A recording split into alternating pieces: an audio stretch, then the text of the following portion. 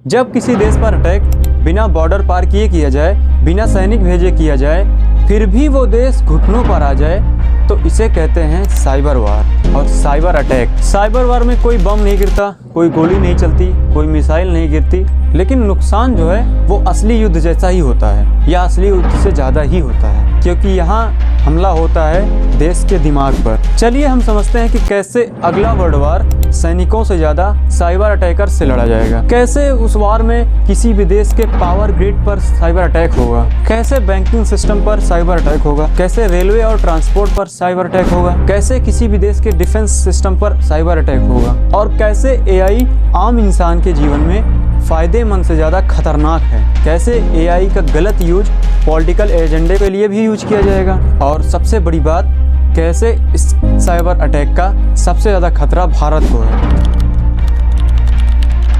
देखिए, पहले hackers email भेजते थे, पासवर्ड गेस करते थे और सिस्टम हैक कर लेते थे, लेकिन अब खुद एआई सिस्टम ढूंढता है, प्लान बनाता है और वो खुद एक मैनेजमेंट करता है कि कहाँ ज़्यादा नुकसान होगा। हम पावर ग्रिड की बात करते हैं।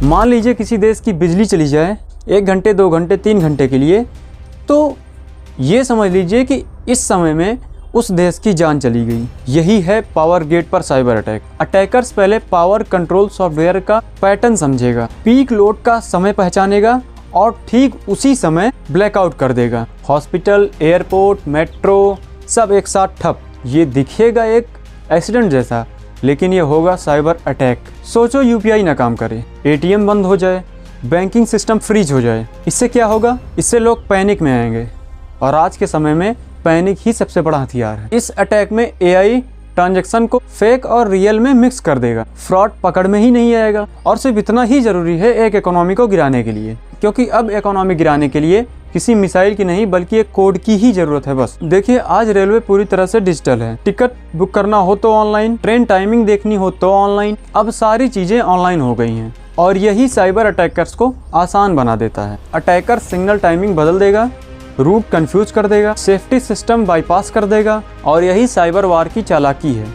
नुकसान दिखे पर दुश्मन नहीं। भविष्य में साइबर वार जो होगा सबसे बड़ा, वो होगा डिफेंस सिस्टम पर, क्योंकि किसी भी देश की सिक्योरिटी उसके डिफेंस पर निर्भर करती है। डिफेंस में radar, communication system, command centre सबसे अहम योगदान निभाता है। साइबर अटैकर्स रडार पर फेक इनेमी सिग्नल क्रिएट कर सकते हैं, रियल सिग्नल छुपा सकते हैं, सिस्टम डिसीजन डिले कर सकते हैं, और इससे युद्ध शुरू होने से पहले ही देश को ब्लाइंड कर दिया जाएगा। बात करते हैं कि इसका सबसे बड़ा खतरा भारत पर क्यों है, क्योंकि भारत आज डिजिटल पेमेंट लीडर है।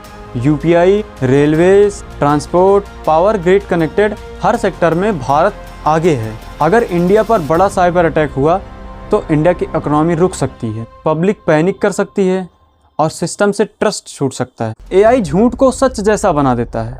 अब आपने फोटो जनरेशन में तो देखा ही होगा, कैसे सिर्फ एक प्रॉम्प्ट देने पर आपकी फोटोज नए नए स्टाइल में जनरेट हो जाती है। बीते दिनों में वायरल होते फेक एमएमएस वीडियोस इस बात के सबूत हैं कि कैसे किसी के फेस का यूज करके उसका फेक वीडियो बनाया जा सकता है एआई के थ्रू। आज नॉर्मल लाइफ में एआई जितना हेल्पफुल है उससे ज़्यादा ही खतरनाक है, क्योंकि इसका यूज लोग अच्छाई के लिए भी करते हैं और अच्छाई से ज़्यादा बुराई के लिए भी करते हैं। किसी को भी ब्लैकमेल करने के लिए एआई जनरेटेड वीडियो बना सकते हैं, और वो एक बार देखने पर एआई लगेगा भी नहीं, वो रियल ही लगेगा। आपका इस पर क्या राय है? अपना ओपिनियन कमेंट जरूर करें, और अगर नए हो चैनल पर तो चैनल को सब्सक्राइब जरूर करें। मिलते हैं अगले ऐसे वीडियो में। धन्यवाद।